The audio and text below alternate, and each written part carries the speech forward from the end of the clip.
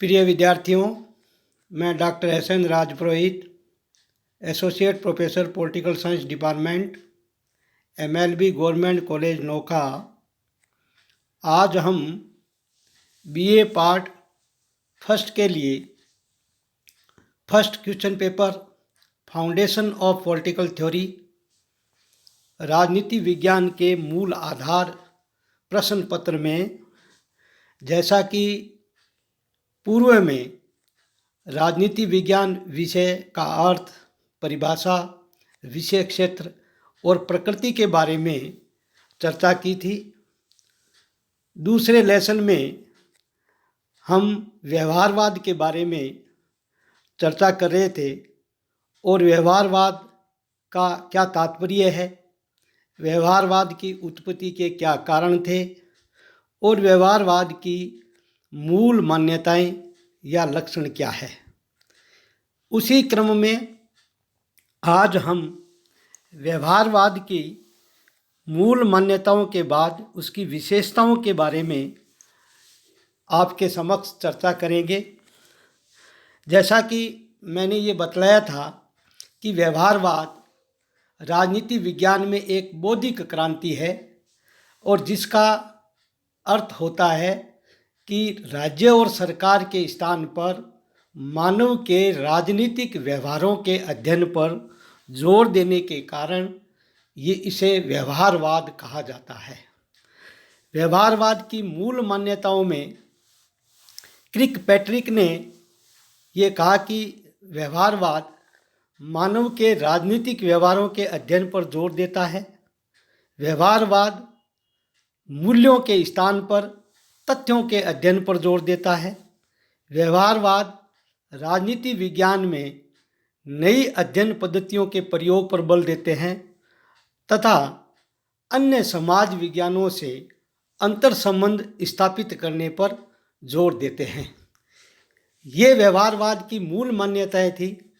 उसी क्रम में व्यवहारवाद की आधारभूत मान्यताओं, लक्षणों पर राजनीति विज्ञान में व्यवहारवाद के जनक डेविड ईस्टन ने समग्रता के साथ कुछ विशेषताओं को प्रस्तुत किया।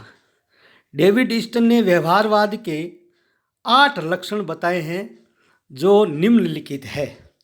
सर्वप्रथम नियमन, रेगुलराइजेशन। नियमन का सरल अर्थ यह है कि राजनीति के अध्ययन हेतु सामान्य सिद्धांतों का निर्माण संभव है। व्यवहारवादी ये मानकर चलते हैं कि मानव व्यवहार में नियमितता पाई जाती है, रेगुलेटरीज पाई जाती है और प्राय मनुष्य एक जैसा ही व्यवहार बार बार करता है एवं मानव सदैव ही एक जैसा व्यवहार करता है। और राजनीति में मानव व्यवहार में इस प्रकार सामान्य तत्व पाए जाते हैं जिनके आधार पर सिद्धांतों का निर्माण संभव है। सामान्य सिद्धांतों का निर्माण कर राजनीति विज्ञान में हम भविष्यवाणी भी कर सकते हैं। व्यवहारवादी में डेविड ईस्टन दूसरी जो विशेषता बताता है वो है सत्यापन, वेरिफिकेशन। समस्या से संबंधित सामग्री को पुनः जांचने की प्रक्रिया को सत्यापन कहा जाता है, वेरिफिकेशन कहा जाता है। व्यवहारवादी दृष्टिकोण की दूसरी विशेषता जो भी संकलित तथ्य है और उस संकलित तथ्यों के या सामग्री का, मटेरियल का हमें बार बार सत्यापन करना चाहिए, वेरिफिकेशन करना चाहिए कि ये सही है अथवा नहीं है। तीसरी जो विशेषता है तकनीक प्रयोग। मैंने पूर्व लेसन में भी ये बतलाया था कि परंपरागत राजनीति विज्ञान विषय में प्रमुख विद्वानों के द्वारा पुरानी अध्ययन पद्धतियों के प्रयोग पर बल दिया जाता था, जिसमें ऐतिहासिक अध्ययन पद्धति, वर्णनात्मक अध्ययन पद्धति या हाइपोथेटिक, काल्पनिक अध्ययन पद्धतियों का प्रयोग किया जाता था, जिसके कारण राजनीति विज्ञान में तथ्य निश्चित नहीं थे और भविष्यवाणी करने की क्षमता नहीं थी। यहाँ डेविड ईस्टन तकनीक प्रयोग का मतलब है कि राजनीति विज्ञान को विज्ञान बनाने के लिए, सिद्धांतों में वैज्ञानिकता लाने के लिए नई अध्ययन पद्धतियों के प्रयोग पर बल देते हैं।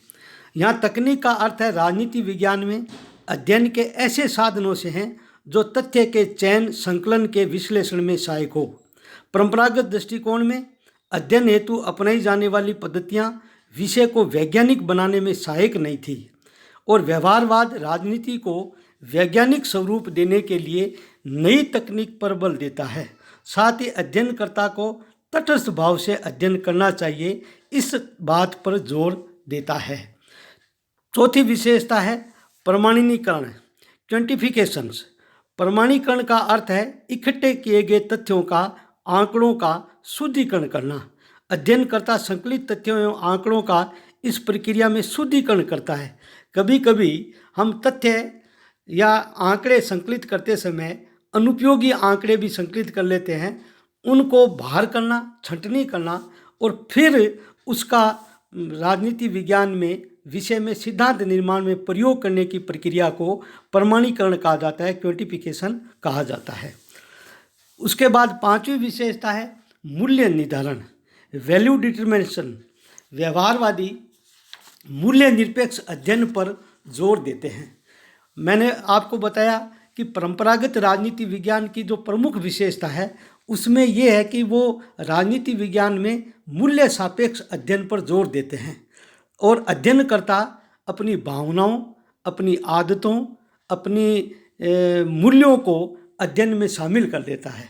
जबकि डेविड ईस्टन के अनुसार अध्ययनकर्ता को शोध या अनुसंधान के समय निजी मान्यताओं, व्यवहारों से अलग रहना चाहिए ताकि अध्ययन तथ्य सापेक्ष हो और इस प्रकार वैज्ञानिक अध्ययन में जो यथार्थ निष्कर्ष प्राप्त हो उन्हें ही स्वीकार किया जाना चाहिए। उसके बाद छठी विशेषता है क्रमबद्धता। व्यवहारवादी राजनीति विज्ञान में क्रमबद्धता का अर्थ यह होता है कि पहले शोध या अनुसंधान का अर्थ का कार्य करना चाहिए और इस अनुसंधान से प्राप्त निष्कर्षों के आधार पर सिद्धांत निर्माण करना चाहिए। और अंत में जो सातवीं विशेषता है वो है शुद्ध विज्ञान, प्योर साइंस। व्यवहारवादी राजनीति विज्ञान विषय को एक शुद्ध विज्ञान बनाना चाहते हैं। व्यवहारवाद का आग्रह है कि राजनीति विज्ञान के अध्ययन को प्राकृतिक विज्ञानों की श्रेणी में लाना चाहिए, जिसमें निश्चित सिद्धांतों और भविष्यवाणी करने की क्षमता हो और तथ्य निश्चित हो और जो तथ्य जो संकलित किए हैं वो प्रयोग द्वारा सिद्ध हो। डेविड ईस्टन ये सिद्ध करना चाहते हैं कि राजनीति विज्ञान में परंपरागत शैली वर्तमान युग की सामाजिक एवं राजनीतिक समस्याओं के हल में सहायक नहीं है। अतः हमें यथार्थ के स्थान अध्ययन में व्यर्थ की मेहनत, चालू लोगों का दर्शन या अत्यधिक खर्चीला बताकर इसकी खिल्ली भी उड़ाते हैं। अतः हमें यथार्थ के अध्ययन के आधार पर विषय को वैज्ञानिक बनाना चाहिए। और फिर है समग्रता या एकीकरण, इंटीग्रेशन। व्यवहारवादी मानव को एक अखंड इकाई मानते हैं, जो समग्र इकाई मानते हैं और मानव का अध्ययन वो ये कहते हैं कि खंडों में नहीं किया जाना चाहिए। मानव के विभिन्न व्यवहारों में मौलिक एकता पाई जाती है, इसलिए इन व्यवहारों से संबंधित अध्ययन करने वाले सभी विषयों में एकता पाई जाती है। संक्षेप में व्यवहारवाद राजनीति विज्ञान को अन्य जो समाज विज्ञान है, जैसे इतिहास है, भूगोल है, मनोविज्ञान है, समाजशास्त्र है, इन विषयों के संपर्क में लाना चाहता है। और जब राजनीति विज्ञान विषय का संबंध अन्य समाज विज्ञानों से जोड़ दिया जाता है और अध्ययन किया जाता है तो उसे हम इंटरडिसिप्लिनरी अप्रोच, अंतर अनुशासनात्मक दृष्टिकोण भी कहते हैं। अतः व्यवहारवादी राजनीति विज्ञान को अन्य समाज विज्ञानों के संपर्क में लाना चाहते हैं और वो अंतर अनुशासनात्मक उपागम के अध्ययन के समर्थक है। इस प्रकार हमने ये डेविड ईस्टन द्वारा बताए गए व्यवहारवाद के लक्षणों के बारे में यहाँ चर्चा की। अब हम व्यवहारवाद की आलोचना या सीमाओं के बारे में आप विद्यार्थियों के समक्ष चर्चा करेंगे। पश्चिम के देशों में अत्यंत लोकप्रिय होते हुए भी व्यवहारवादी दृष्टिकोण स्वयं में पूर्ण या दोष मुक्त नहीं है। व्यवहारवाद की आलोचना करने वाले विद्वान अर्नाल्ड ब्रेक्ट, लियो स्ट्रांस, प्रोफेसर सिबली आदि के द्वारा इसकी कड़ी आलोचनाएं की गई है। ह्यू जुलाउ ने इस दृष्टिकोण को अवसरवादी, पूर्वाग्रह, संकुचित और अपूर्ण माना है। अनेक विद्वान इस उपागम को बौद्धिक ओछापन, व्यर्थ की मेहनत, चालू लोगों का दर्शन, अत्यधिक खर्चीला बताकर इसकी खिल्ली उड़ाते हैं। अल्फ्रेड कोवन के अनुसार व्यवहारवाद राजनीति विज्ञान के खतरनाक खेल से बचने के लिए विश्वविद्यालय के प्रोफेसरों द्वारा एक सोची समझी चाल थी। ये शिकागो विश्वविद्यालय के प्रोफेसरों की चाल घोषित करते हैं और इसमें प्रमुख आलोचना ये है शब्दांबर। व्यवहारवाद द्वारा अपनाई जाने वाली वाक्य संरचना की आलोचना की गई है। इनके द्वारा अपनाई जाने वाली भारी भरकम शब्दावली से प्रतीत होता है कि यह मात्र शब्द जाल है। एसपी वर्मा ने तटस्थता एवं मूल्य निरपेक्षता प्राप्त करने के लिए व्यवहारवादियों ने एक नया उलझाने वाला और फूड शब्दजाल को अपनाया है। एसपी वर्मा लिखते हैं कि व्यवहारवादियों ने जो राजनीति विज्ञान को विज्ञान बनाने या अध्ययन को वैज्ञानिक बनाने के चक्कर में उन्होंने शब्दों का जाल बिछा दिया और उनकी कुछ जो बातें हैं उनकी स्पष्ट परिभाषाएं स्वयं व्यवहारवादी देने में भी असमर्थ है। दूसरा है मानव व्यवहार की जटिलता। व्यवहारवादी ये मानकर चलते हैं कि राजनीति विज्ञान में हमें संस्थाओं के स्थान पर राज्य और सरकार के स्थान पर मानव के राजनीतिक व्यवहार का अध्ययन किया जाना चाहिए, परंतु मानव स्वभाव अत्यंत जटिल एवं परिवर्तनशील है। अतः मानव स्वभाव को मापना एवं उनकी सूक्ष्मताओं का अध्ययन करना असंभव है। हम राजनीति विज्ञान में भौतिक विज्ञानों और प्राकृतिक विज्ञानों के अध्ययन पद्धतियों का प्रयोग नहीं कर सकते, क्योंकि मानव स्वभाव परिवर्तनशील है और जितनी बार हम बार बार प्रयोग करेंगे बदलते हुए स्वभाव का हमें सामना करना पड़ेगा। इसीलिए मानव व्यवहार को नियंत्रित एवं मापना वैसा ही है जैसे कि चूहों को कुत्तों एवं गिलहरियों के स्वभाव को बदलना होता है। लेविस के अनुसार राजनीति विज्ञान में वह कुछ नहीं किया जा सकता जो एक प्रयोगकर्ता रसायन शास्त्र में करता है। मानव व्यवहार के अध्ययन की जटिलता को लेकर प्रसिद्ध वैज्ञानिक आइंस्टीन ने भी कहा था कि राजनीति शास्त्र का अध्ययन भौतिक विज्ञान से भी कठिन है। तीसरी जो महत्वपूर्ण आलोचना है वो है राजनीति विज्ञान एवं प्राकृतिक विज्ञान में भेद।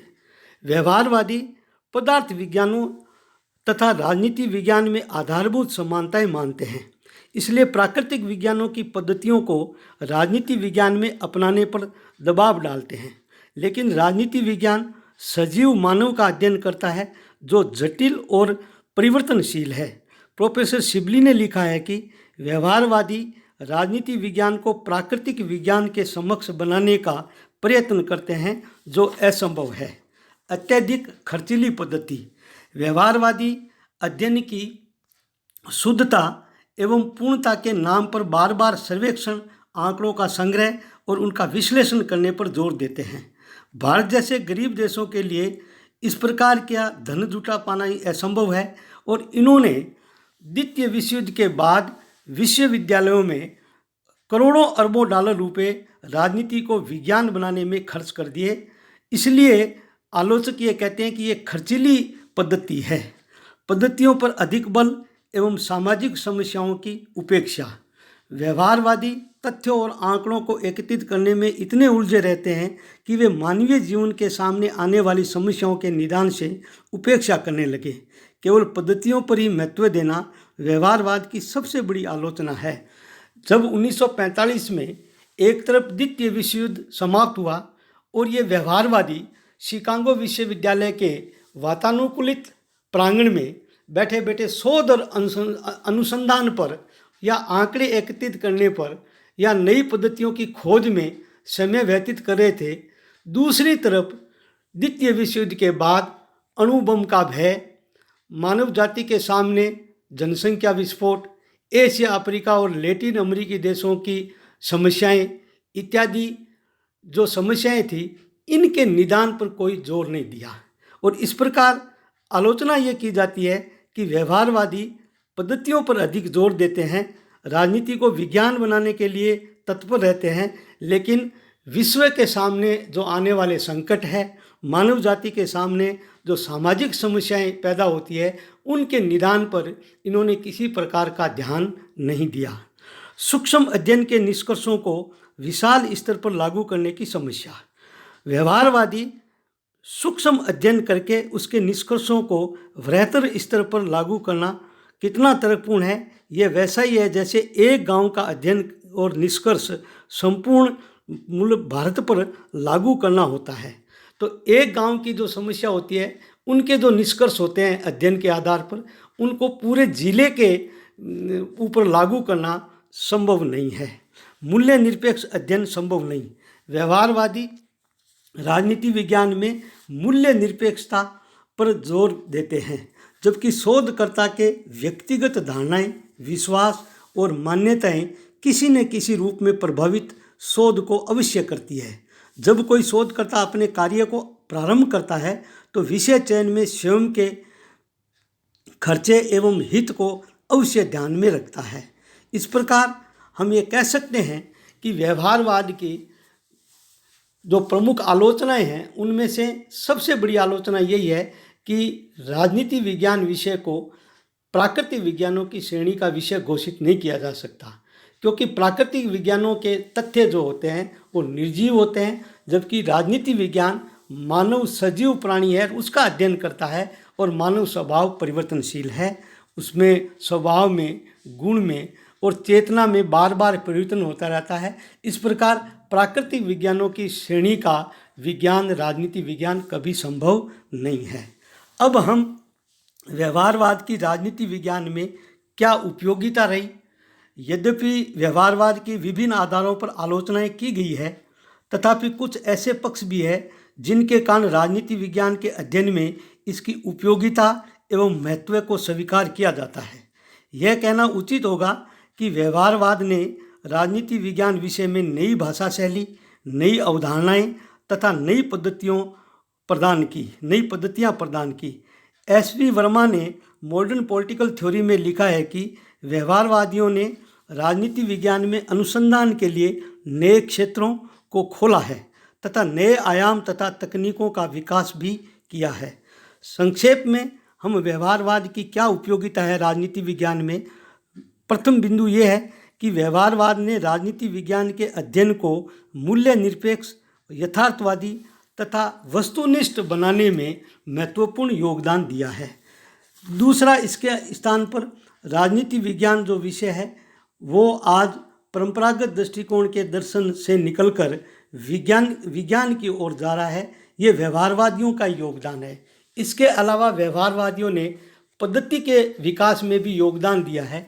व्यवहारवादियों ने अन्य समाज विज्ञानों से पद्धतियां लेकर उनका राजनीति विज्ञान में प्रयोग किया, जिससे राजनीति विज्ञान की अध्ययन पद्धतियों का विकास हुआ। इस प्रकार हम ये कह सकते हैं कि व्यवहारवादियों के राजनीति विज्ञान को विज्ञान बनाने में महत्वपूर्ण योगदान रहा। धन्यवाद। जय हिंद।